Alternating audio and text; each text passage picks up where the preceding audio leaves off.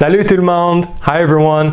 Dans la leçon d'aujourd'hui, on va apprendre quelques verbes modaux.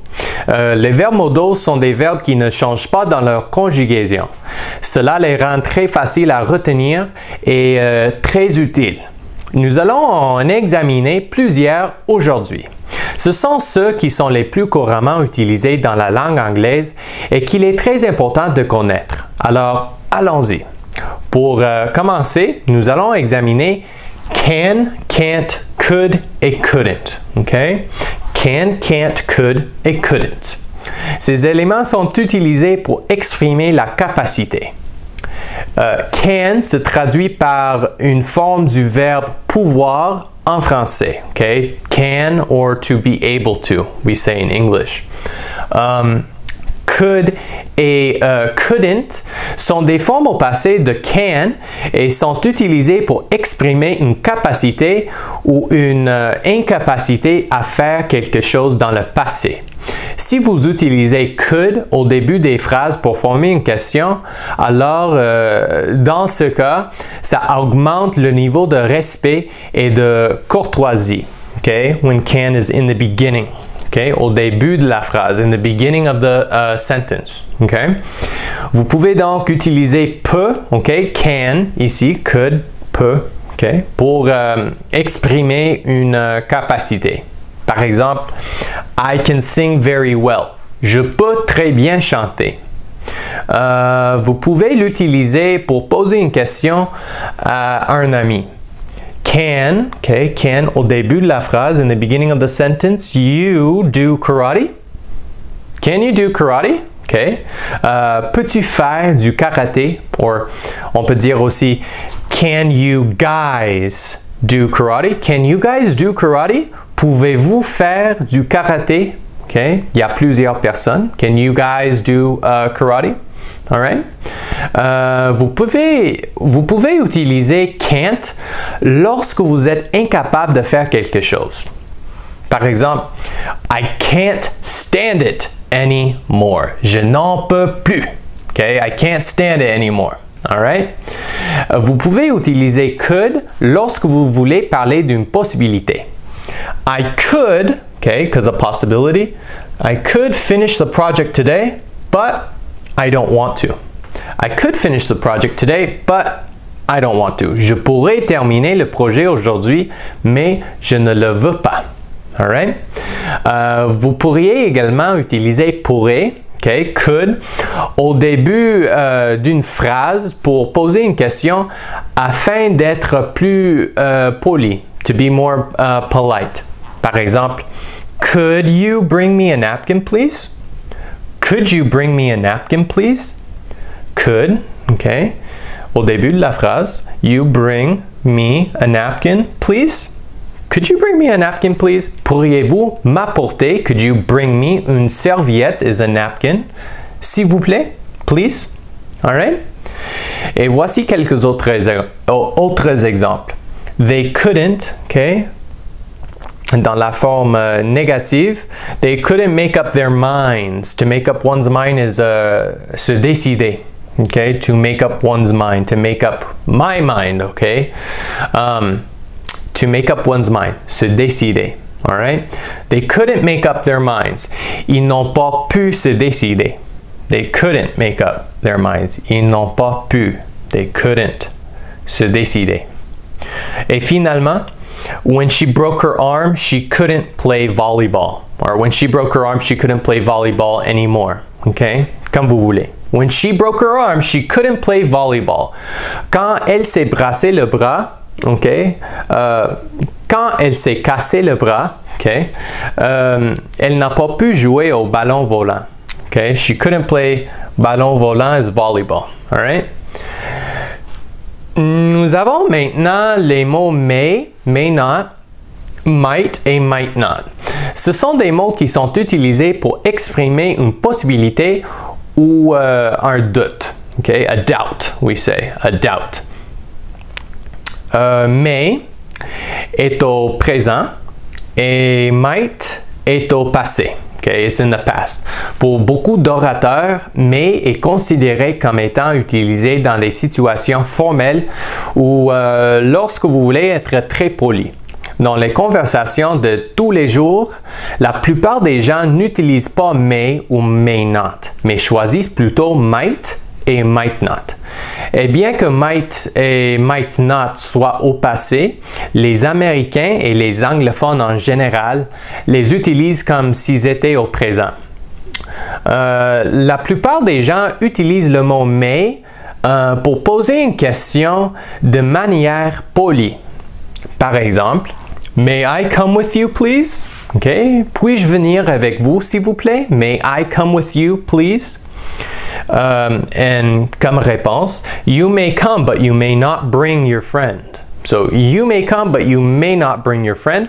Vous pouvez venir, mais vous ne pouvez pas amener votre ami. Dans ce cas, may se comporte comme le mot can. Okay? May and can, c'est la même chose. Okay? May. Plus formel, mays. Alright? So, vous pouvez également l'utiliser pour exprimer une possibilité. I may get there at around midnight. Okay? I may get there at around midnight. Je pourrais y arriver vers minuit. Okay? Midnight. You might want to get a new backpack. It looks ripped. Okay? So you might want to get a new backpack. It looks ripped. Okay. La plupart des gens utilisent le mot might pour exprimer une certitude ou une improbabilité. So you might want to get a new backpack. It looks ripped, par exemple. Ça veut dire, vous pourriez vouloir acheter un nouveau sac à dos. Il a l'air déchiré. It looks ripped. Okay. It looks, il a l'air déchiré, ripped. All right, next. You can try my escargots if you want, but you might not like them. Okay, so you can try my escargots if you like or if you want, but you might not like them. Okay, vous pouvez essayer mes escargots si vous voulez, mais vous pourriez ne pas les aimer. Okay, dans ce cas, les escargots, comme on dit en anglais, okay, comme les anglophones, les escargots, sont les escargots qui sont cuits et assaisonnés. All right? Seasoned and cooked. Apparemment, ils sont très populaires en France. Je dis donc que quelqu'un peut essayer de manger mes escargots si il ne les a jamais essayés auparavant, mais il se peut qu'il ne les aime pas. Okay? It's possible that he might not like them. Ok, on continue. They might not understand English. They might not understand English. Il se peut qu'ils ne comprennent pas l'anglais. Okay, it's possible. Okay, they might not understand English. They might not. Okay, understand English. Okay, on parle d'une possibilité. Okay, ou un doute. If you don't like your job, then you might want to find another one. Okay, si vous n'aimez pas votre travail, if you don't like your job, vous pourriez vouloir en trouver un autre. You may want to try and find another one. You might want to try to find another one. On peut dire aussi may. You may want to find another one. Okay? Mais dans ce cas, on dit souvent might. Okay? You might want to find another one. Okay? So, on continue. Ensuite, nous avons should et shouldn't. Dans la leçon précédente, nous avons appris ce que sont have to, okay, le verbe have to, excusez-moi, et must, okay, have to and must. Et à bien des égards, should est un mot qui leur ressemble. Mais should et shouldn't sont généralement utilisés lorsqu'on donne un conseil ou une opinion sur ce que l'on pense être bien ou mal. Ok, examinons des exemples. I should wear sunblock in the sun. Okay, so I should, okay, wear sunblock in the sun. Like, je devrais mettre de la crème solaire au soleil. I shouldn't run a red light. Okay? So, I shouldn't run a red light. Je ne devrais pas franchir un feu rouge. Dans ce cas, run, okay, le verbe to run, okay, run signifie passer en feu rouge, okay, passer en feu de circulation illégalement. All right? Illegally, on dit. All right. We should stop complaining so much. Okay? We should stop complaining so much. All right? We should stop complaining so much. Nous devrions arrêter de nous plaindre autant. Okay? We should stop complaining so much. Nous devrions arrêter de nous plaindre autant. They shouldn't go to Russia during that time of year. They shouldn't go to Russia during that time of year. Ils ne devraient pas aller en Russie pendant cette période de l'année. Et finalement, he said that I should take her candy, but I know that I shouldn't do that. He said that I should take her candy, but I know that I shouldn't do that. All right? So, il a dit que je devrais prendre, okay, ses bonbons. Okay, her candy. Take her candy, prendre ses bonbons. Mais I know that I shouldn't do that. Okay? Je sais que je ne devrais pas le faire. Okay? I know that I shouldn't do that.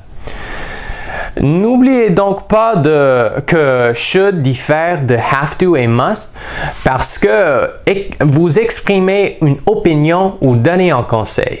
Vous ne parlez pas de quelque chose que vous devez absolument faire. Eh bien tout le monde, c'est tout pour cette leçon et à la prochaine. See you next time. Bye.